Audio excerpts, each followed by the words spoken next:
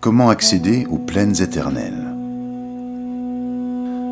De tout temps, nos ancêtres ont fait référence à l'éternité. Certains l'appellent le nirvana, d'autres le paradis. Le titre du clip s'inspire des Indiens d'Amérique du Nord qui parlaient des plaines éternelles. Nous allons plutôt parler du paradis chrétien. Je vais vous raconter l'histoire d'un couple qui fait l'expérience de cette connexion à l'au-delà. Basile et Lynette vivent dans un univers fermé par un mur. Bien sûr, ce n'est pas un vrai mur, mais inconsciemment, il était bien là. Un mur qui sans cesse leur rappelait qu'ils étaient mortels, pas bien dans leur peau, en fait, malheureux. Ils ne savaient pas pourquoi. Qui les a mis dans cette situation? De plus, ce mur se retrouvait jusque dans leur cœur. Ils se sentaient marginalisés, enfermés, peu libres. En fait, ils n'avaient pas d'avenir. Dans un premier temps, ils trouvèrent leur vie misérable. Mais heureusement, ils ne se sont pas laissés abattre, comme des millions d'autres personnes dans le monde. Ils ont transformé leur univers terrestre pour avoir du plaisir à y vivre. Sur le mur, ils ont commencé par imaginer des graffitis. Ça leur a plu. Puis, ils ont évolué vers quelque chose de plus design.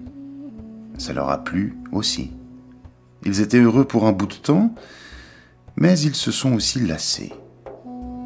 Et puis, la cuisine, les bons repas, la déco, le salon, on s'y habitue vite et franchement, ça ne remplit pas la vie. Comme d'autres couples, ils ont eu leur phase permaculture, puis celle de la nourriture bio. Ça les a détournés un bout de temps de leur obsession de base.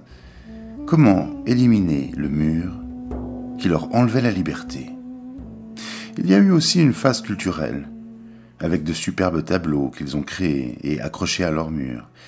Mais là encore, toute la créativité du monde se heurte au mur. Basile s'est acheté une superbe bagnole et son amour de la vitesse lui permit d'oublier, de ne penser qu'au souffle qui l'emporte enfin. Il s'évade aussi avec le sport, la course à pied, le vélo et j'en passe. Ils s'évadent dans leur corps, dans leur tête, youpi, mais le mur, lui, ne bouge pas.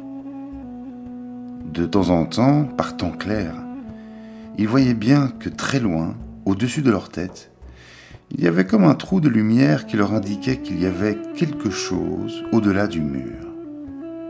Mais ils n'avaient aucun moyen de l'atteindre. Et pourtant, surprise, un événement improbable, inattendu, s'est produit le jour de Noël. Une petite graine de rien du tout est tombée à leurs pieds, dans leur univers clos. Ni une, ni deux, Basile l'a plantée en terre, en a pris soin, en oubliant presque le mur et toutes les frustrations. La graine a germé, est devenue une petite plante, puis un petit arbre de plus en plus grand, qui a fini par habiller le fameux mur.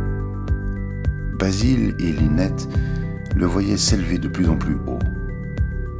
Cet arbre, d'où vient-il? Dieu. Pour aller où?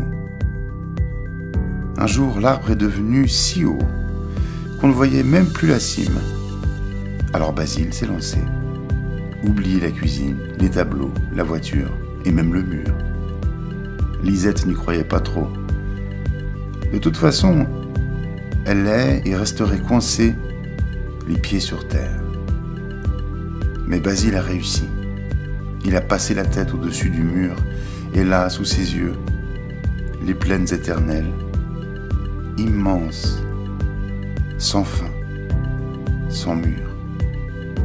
Le paradis, quoi.